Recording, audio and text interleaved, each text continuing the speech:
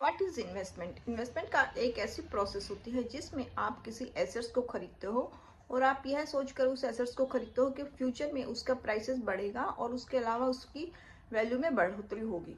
तो एसेट्स में आपका कुछ भी हो सकता है, गोल्ड भी हो सकता है, रियल एस्टेट भी हो सकता है, स्टॉक, म्यूचुअल फंड, कुछ भी हो सकते हैं।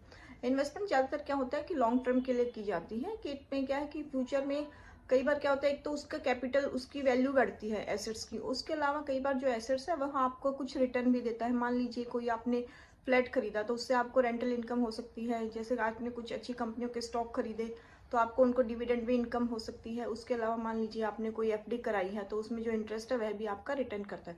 तो इन्वेस्टमेंट बेसिकली क्या होता है, लॉन्ग टर्म के लिए की जाती है। ये इसमें क्या रिस्क कम होता है और इन्वेस्टमेंट में ये भी फायदा है कि आप इसको अपने फ्यूचर में जो भी इन्फ्लेशन को बीट करने के लिए भी इन्वेस्टमेंट को यूज कर सकते हो। Thank you for watching. Please like, share and subscribe. Thank you.